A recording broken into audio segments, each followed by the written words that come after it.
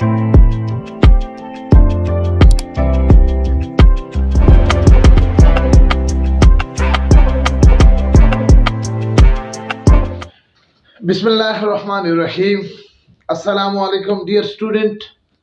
आज का हमारा चैप्टर है बायोलॉजी, सेकंड चैप्टर है। टॉपिक है बायोलॉजिकल मॉलिक्यूल।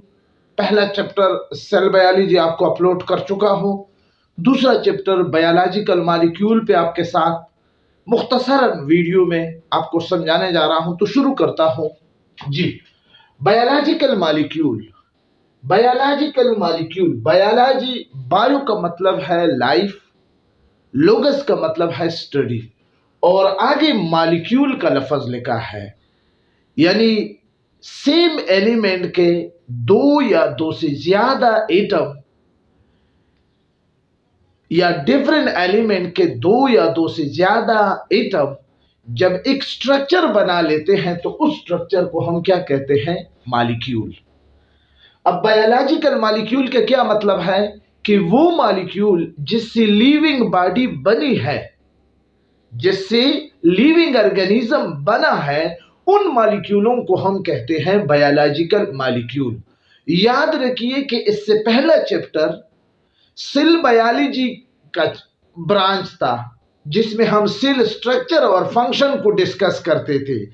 इस चैप्टर में हम किसी सेल की केमिस्ट्री को डिस्कस करते हैं कि यानी इसके अंदर कौन कौन से मॉलिक्यूल है और कितने कितने अमाउंट ऑफ परसेंटेज उसका प्रेजेंट है। इंशाल्लाह इस छोटे से टॉपिक में आपको ये चीज बिल्कुल क्लियर हो जाएगा। अब बायोलॉजिकल मॉलिक्यूल का क्या मतलब है कि वो मॉलिक्यूल जिससे लिविंग बॉडी बनी हो, that are made of living body.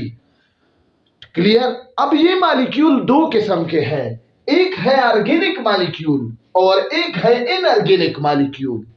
Organic molecule उन मॉलिक्यूलों को कहा जाता है जिसमें कार्बन हम एक बेसिक बोन लेते हैं और कार्बन डायरेक्ट किसी हाइड्रोजन के साथ, किसी ऑक्सीजन के साथ मिलकर एक बॉन्ड बनाए, तो उनको हम कहते हैं कि ये ऑर्गेनिक मॉलिक्यूल है। और ऑर्गेनिक मॉलिक्यूल ऑर्गेनिक कंपाउंड को बनाते हैं।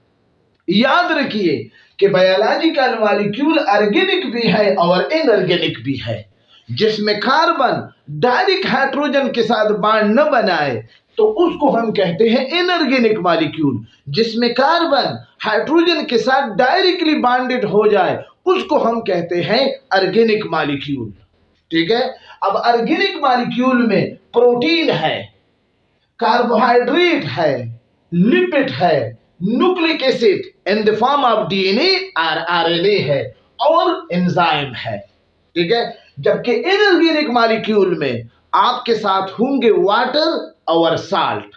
आप इस टेबल को देखें, इस टेबल में मैंने आपको वो केमिकल, वो मॉलिक्यूल लिखे हैं, वो कंपाउंड लिखे हैं, और फिर इसकी सेल के अंदर कंपोजिशन भी आपको परसेंटेज लिखी है, ताकि आपको क्लियर कट मालूम हो जाए कि बायोलॉजिकल मॉलिक्यूल से ये सेल किस तरह बना होता है। अब देखो, वाटर, बैक्टीरिया सेल के अंदर 70% है, मेमेलियन सेल के अंदर जो हाईली कॉम्प्लेक्स एनिमल है उसके अंदर भी 70% मौजूद है। इसी तरह प्रोटीन को देखो 15% और मेमेलियन सेल में 18%, और इसी तरह कार्बोहाइड्रेट को देखो 3% और मेमेलियन सेल में 4%, लिपिड के देखो 2%, 3%, डीएनए और आरएनए इसको कंबाइंडली हम न्यूक्लिक एसिड कहते हैं, ये 1% डीएनए बैक्टीरिया सेल के अंदर, और जबकि मैमल के सेल के अंदर 0.25%,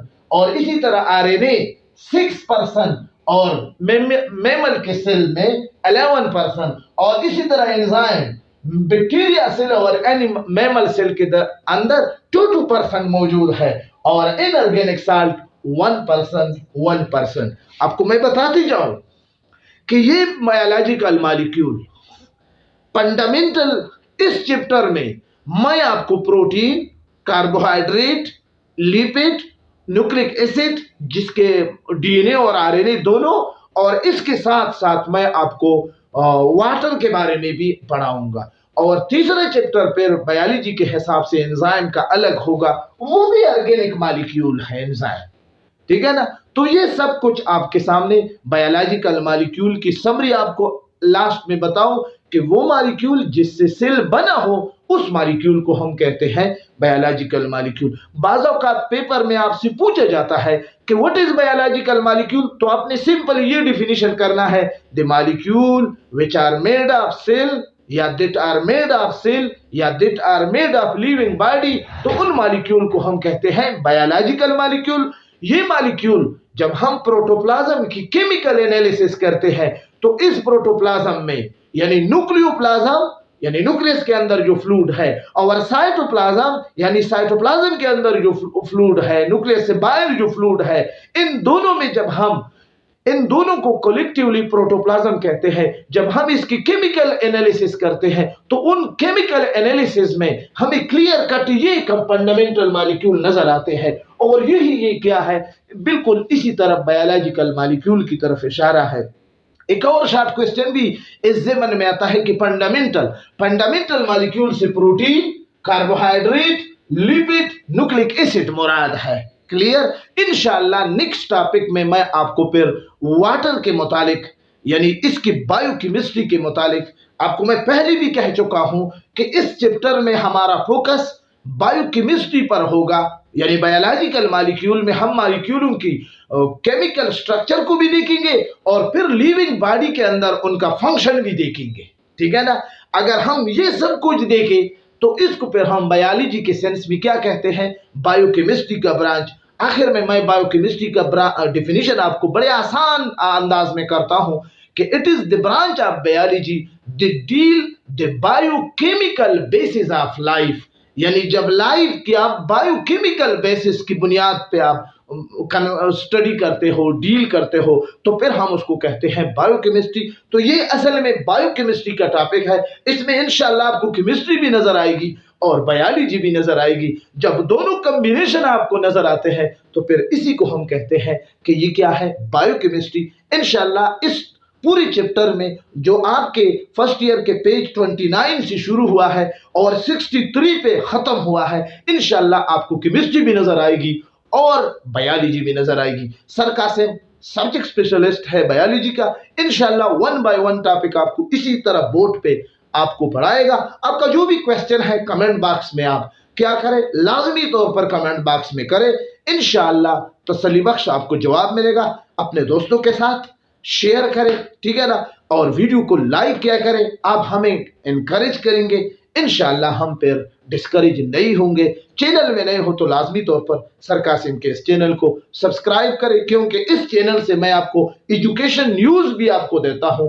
तो एजुकेशन न्यूज़ के लिए, बोर्ड के रिजल्ट के लिए, बोर्ड के जितनी भी आपकी रिक्वायरमेंट है प्रूमिट के हवाले से, रिटोटलिंग के हवाले से, वो भी मैं आपके साथ वक्तन फवक्तन शेयर करता हूं। इजाज़त चाहता हूं आपकी दुआओं के साथ। खुदा हाफिज़।